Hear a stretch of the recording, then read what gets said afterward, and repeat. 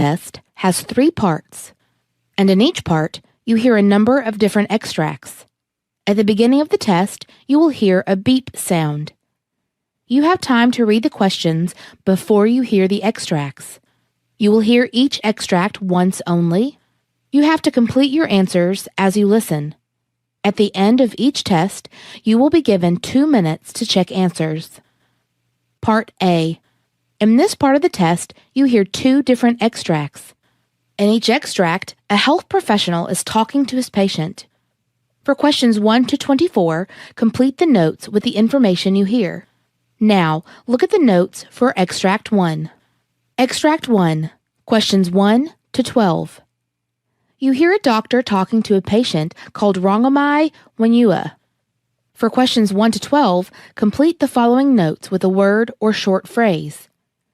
You now have 30 seconds to look at the notes.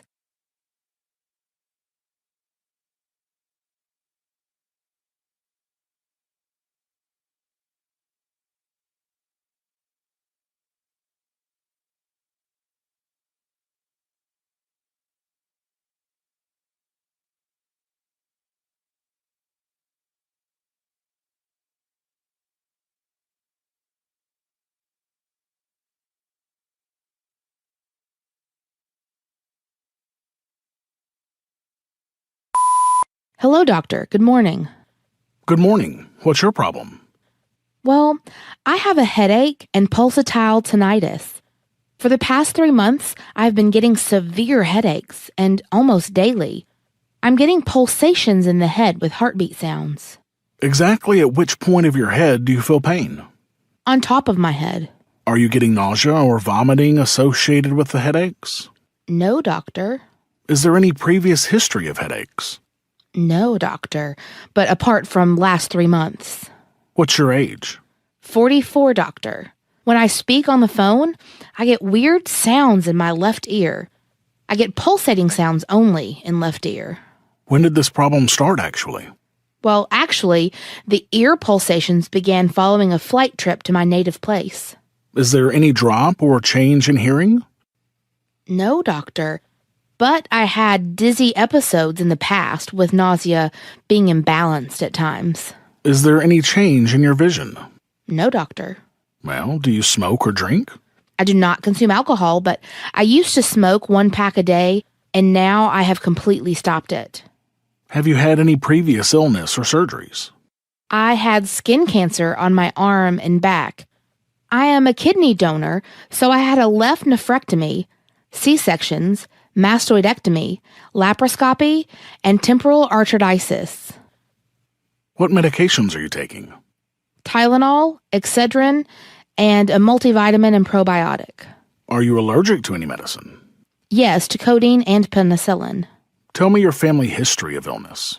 Well, my father has a cancer, hypertension, and heart disease. Your physical examination shows your blood pressure at 120/78, pulse 64 and regular, and the temperature is 97.4. Cardiovascular test shows regular heart rate and rhythm without murmur. There is an old mastoidectomy scar on your left ear. Weber exam is midline. Grossly hearing is intact. You have pulsatile tinnitus. Left ear with eustachian tube disorder as the etiology. There's also a possibility of normal pressure hydrocephalus, deviated naval septum, dizziness, probably due to possible Meniere disease. I would recommend you to start a 2-gram less sodium diet. I am ordering a carotid ultrasound study as part of the workup and evaluation. Since your disease is related to eustachian tube, I'm prescribing Nasacort AQ nasal spray, 1 spray each nostril daily. You use the hearing protection devices at all times. I will recheck you in 3 weeks. If the pulsatile tinnitus does not improve, then I would recommend other treatments, including myringotomy or ear tube placement. You have to undergo for an audio and tympanogram prior to the treatment procedure.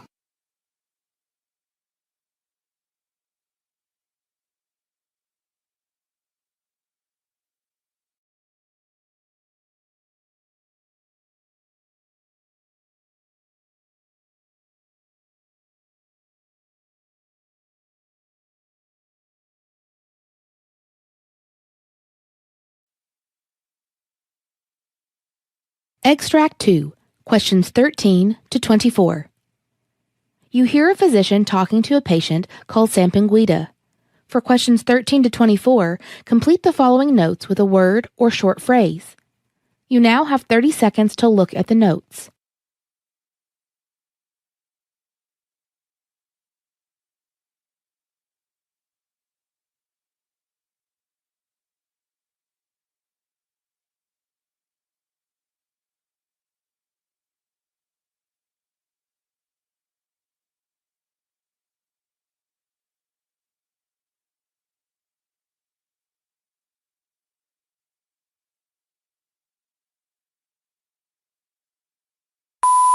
Hello, doctor. Good morning.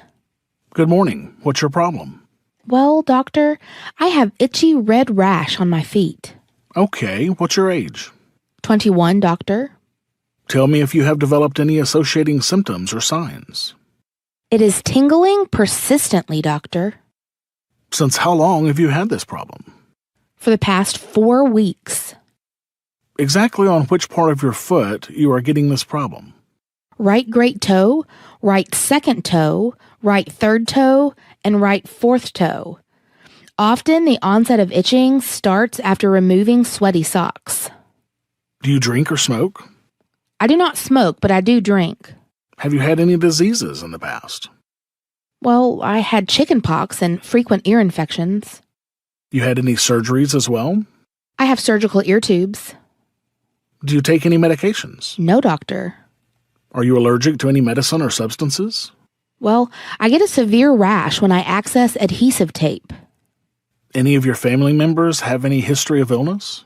My paternal grandmother is having cataracts, and my maternal aunt has migraines. Well, your physical examination reports show blood pressure 110/64, respiratory rate is 18, heart rate is 66, and temperature is 98.6. Lower extremities is warm to cool, proximal to distal. The dorsalis pedis artery pulse palpable bilateral. Posterior tibial artery pulse palpable bilateral. No edema observed. Varicosities are not observed. Right great toe, right second toe, right third toe, and right fourth toenail show erythema and scaling. Muscle strength is 5 out of 5 for all groups tested. Muscle tone is normal. Inspection and palpation of bones, joints, and muscles is unremarkable. You have developed tinea pedis, a fungal culture of skin from right toes. KOH test shows no visible microbes. I am prescribing Lotrimin AF 1% cream to apply 4 times a day, and Griseofulvin 250 milligrams PO once in 8 hours for 4 weeks.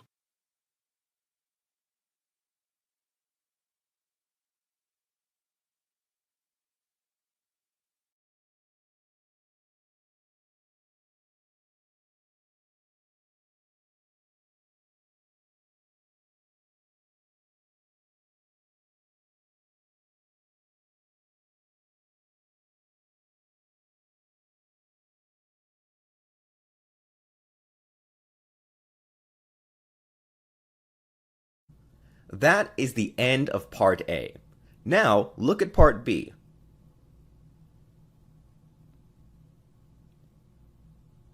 Part B. In this part of the test, you will hear 6 different extracts. In each extract, you'll hear people talking in a different healthcare environment. For questions 25 to 30, choose the answer A, B, or C, which fits best according to what you hear. You will have time to read each question before you listen to the audio. Complete the answers as you listen to the audio. Now look at the question 25. You hear a monologue by a physician explaining about lupus disease. Now read the question.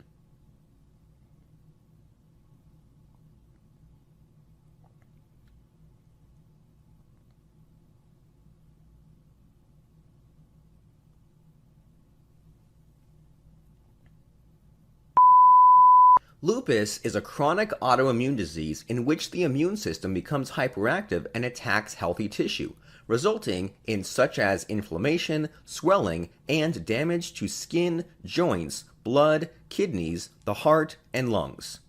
Normally, our immune system makes proteins called antibodies to protect and fight against antigens such as bacteria and viruses.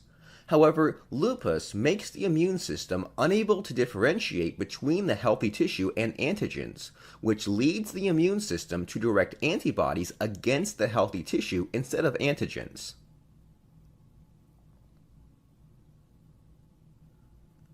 Question 26. You hear a discussion between a doctor and a nurse on leukopenia disease. Now read the question.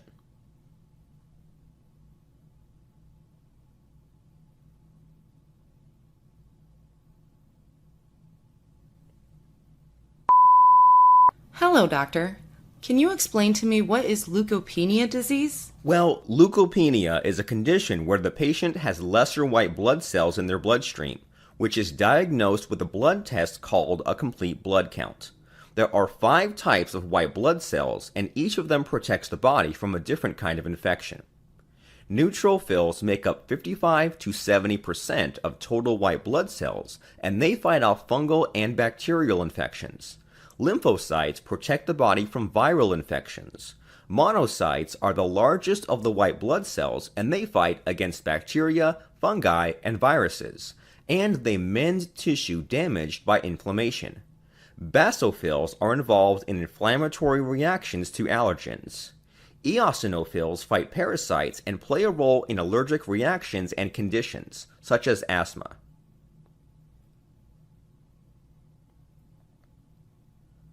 Question 27. You hear a discussion between a doctor and a nurse on different stages of gout. Now read the question.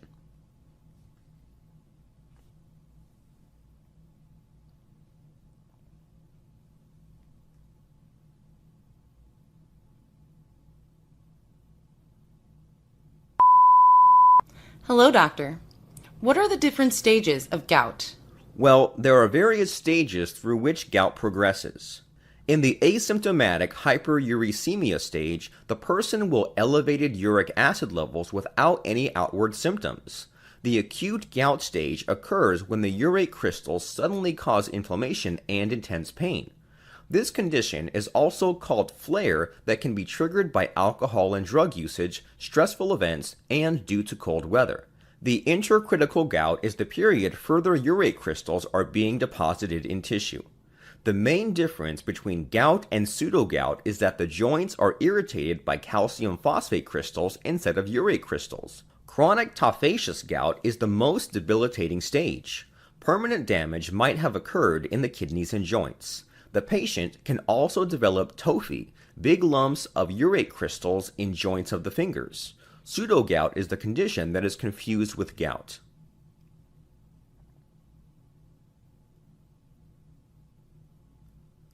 Question 28. You hear a discussion between a doctor and a nurse on different types of gum graft surgery. Now read the question.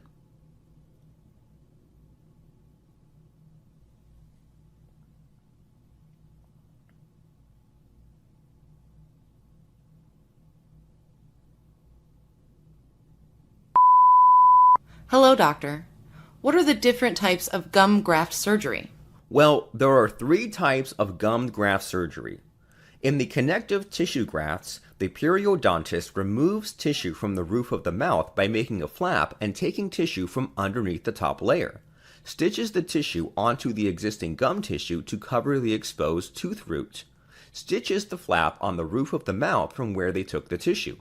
The gingival grafts is preferred for the persons with thin gums that require extra tissue to enlarge the gums. In this method, the periodontist removes tissue directly from the top layer of tissue on the roof of the mouth and stitches this tissue to the existing gum area. Pedicle grafts method is often preferred for the individuals having lots of gum tissue growing near the exposed tooth. The periodontist grafts tissue from the gum around the tooth requiring treatment and partially cuts away the tissue, keeping one edge attached, and stretches the tissue over or down, covering the exposed tooth root and holding it in place with stitches.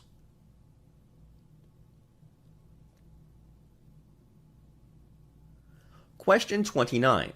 You hear a discussion between 2 doctors about medical conditions that cause undigested food to appear in the stool. Now read the question.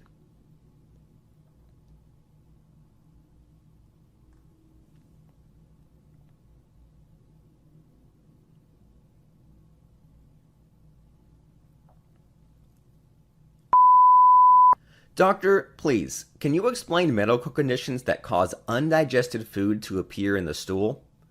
Well, if a patient is having pancreatic insufficiency, it means they lack enzymes resulting in the inability to break down the food. Crohn's disease is a type of inflammatory bowel disease that causes inflammation in the digestive tract that can result in severe abdominal pain, diarrhea, and malnutrition. Celiac disease is an autoimmune disorder where our body becomes incapable to digest the protein known as gluten that is found in barley, wheat, and in certain other grains. If the digestive system of a person has lactose intolerance, then it becomes incapable to break down the milk and dairy protein. Irritable bowel syndrome is a common condition that affects the large intestine, resulting in pain, bloating, diarrhea, or constipation.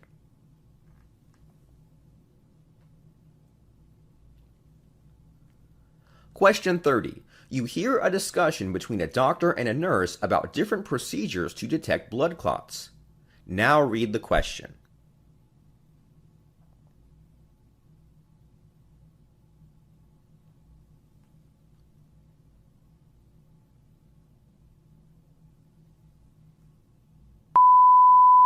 Hello, doctor.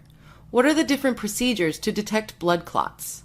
Well, a D-dimer blood test will measure a substance in the blood that can determine whether there is abnormal clotting activity somewhere in the bloodstream. Cardiac biomarker blood test is a blood test that can detect damage to the heart muscle. Compression ultrasound is a non-invasive test that can be performed and is often very useful in diagnosing deep vein thrombosis. Angiography or venography and catheterization techniques in which a dye is injected into a blood vessel where a clot is suspected, X-rays are also used to detect the clot.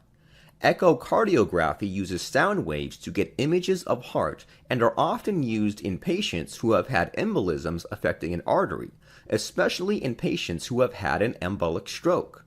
A ventilation perfusion scan uses a radioactive dye to investigate blood flow to the lungs and can detect whether a pulmonary blood vessel has been blocked by a pulmonary embolus.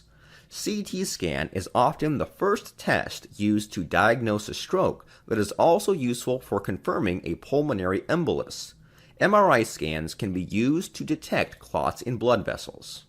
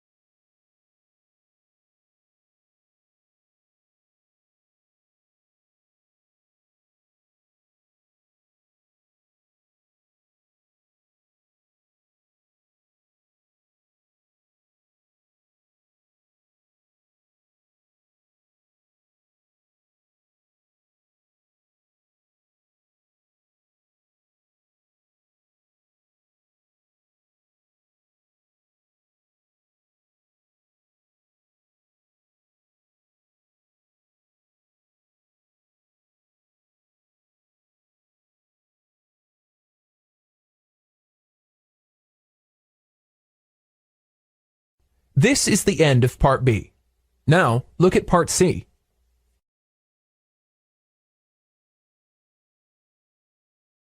Part C. In this part of the test, you'll hear two different extracts.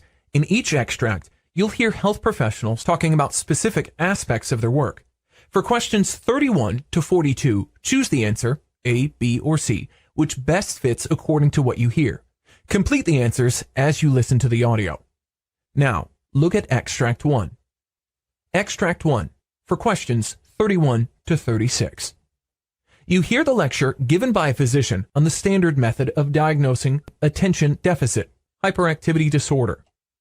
You have 90 seconds to read questions 31 to 36.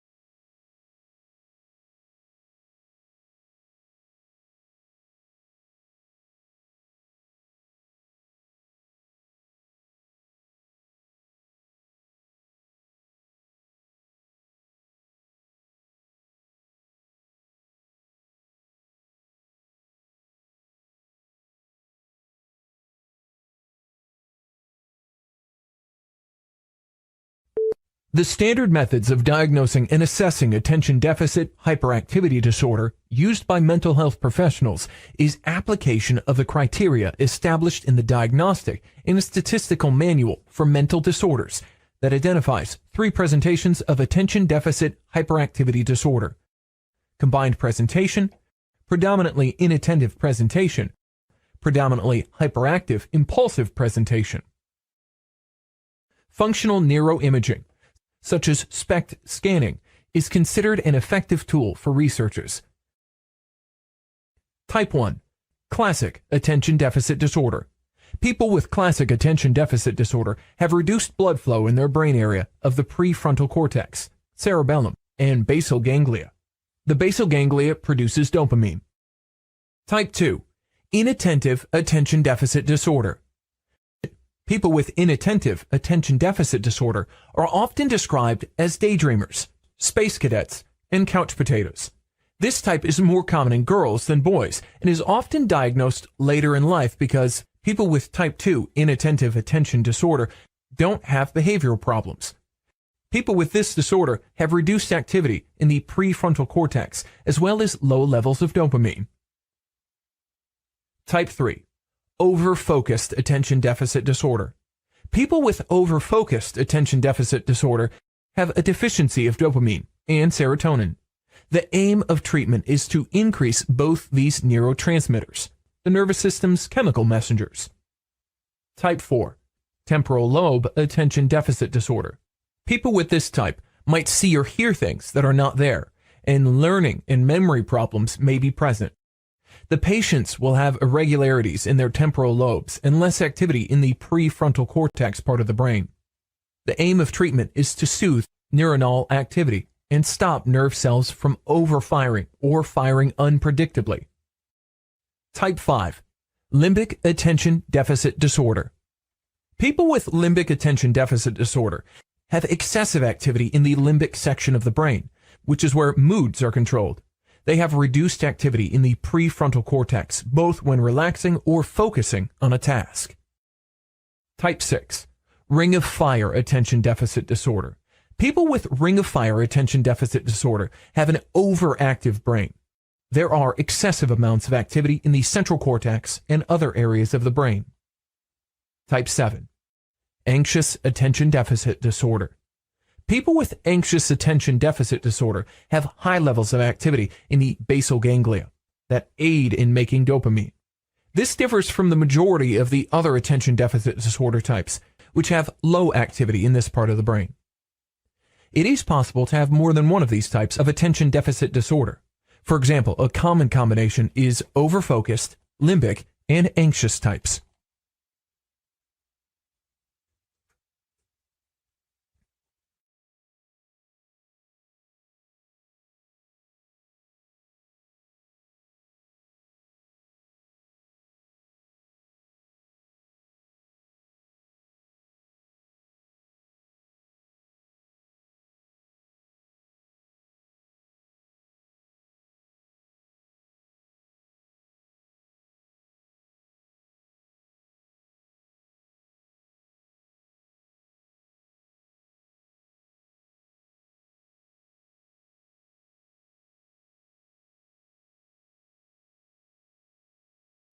Now look at extract 2. Questions 37 to 42. You hear the monologue of a physician giving a lecture on scleroderma. You have 90 seconds to read questions 37 to 42.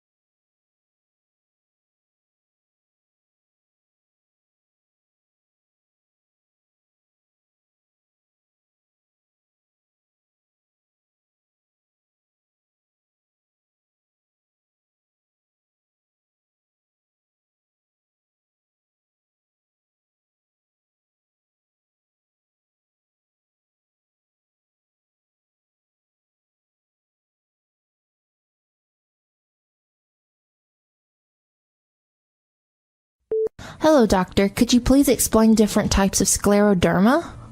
Well, scleroderma is a symptom of a complicated group of diseases by an abnormal growth of connected tissue that supports the skin and internal organs. This disease is also termed as systemic sclerosis. Scleroderma literally means hard skin, derived from the Greek words sclerosis, meaning hard, and derma, meaning skin. Scleroderma is considered both rheumatic disease, since the conditions are characterized by inflammation and pain in the muscles, fibrous tissues or joints, and a connective tissue disease. Certain types of scleroderma have a limited abnormal process that primarily makes the skin hard and tight. Other types are more complicated, affecting the internal organs such as the lungs, heart, and kidneys, and the blood vessels. A phrase identified as softening occurs, during which less collagen is produced. There are two main classifications of scleroderma. Localized scleroderma, that affects only certain parts of the body, that includes linear scleroderma, and morphea, and systemic sclerosis, that affects the entire body. Localized scleroderma. Localized scleroderma affects the skin and related tissues, and, at times, the muscles below. However, internal organs are not affected. Localized scleroderma can never advance to the systemic type. Moreover, localized types can improve over time. However, the skin changes that occur during the disease can be permanent. It may be serious and disabling. Morphea. Reddish patches of skin that thickens into firm oval-shaped areas are distinctive characteristics of the morphea type. The centers of the patches appear ivory with violet borders. The patches occur on the stomach, chest, face, back, legs, and arms. Typically, these patches sweat a little and have little hair growth on it. Morphea can limit to one or several patches, ranging from ½ inch to 12 inches in diameter, or else it can be hard and dark, spreading over larger areas of the body. Morphea generally fades out in about 5 years. However, people can have permanent dark skin patches and muscle weakness. Linear scleroderma characterized by a distinctive single line or band of thickened, abnormally colored skin. Typically, the line runs down an arm or leg and can run down the forehead. Systemic sclerosis not only affects skin but also involves blood vessels and major organs. Patients with systemic sclerosis often have all of the following symptoms, known as CRESS syndrome, an acronym for calcinosis, formation of calcium deposits in the connective tissue. Raynaud's phenomenon. Small blood vessels of hands or feet contract in response to cold or anxiety. Esophageal dysfunction. Impaired function of the esophagus occurs when smooth muscles in the esophagus lose normal movement. Sclerodactyly. Thick and tight skin on fingers result from deposits of excessive collagen within skin layers. Cholangioectasias. Small red spots on the hands and face are caused by swelling of tiny blood vessels. Systemic sclerosis is further divided into two categories, called limited and diffuse. Typically, limited scleroderma has a gradual onset and is restricted to certain parts of the skin, such as hands, fingers, lower arms, face, and legs. Often, Raynaud's phenomenon is experienced for years before skin thickening becomes evident. Calcinosis and cholangioectasias often follow. At times, limited scleroderma is referred to as CRESS syndrome because of the predominance of CRESS symptoms in these patients. Typically, diffuse scleroderma has a sudden onset. Skin thickening develops quickly and covers much of the body in a symmetric pattern. Most of the internal organs can be damaged. Skin can swell, appear shiny, and feel itchy and tight. The damage of diffuse scleroderma occurs over a period of a few years. After a period of 3 to 5 years, patients tend to stabilize, a phase when progression of the disease seems little and symptoms subside, but gradually. Skin changes begin again. A phase identified as softening occurs, during which less collagen is produced and the body rids of excess collagen by itself.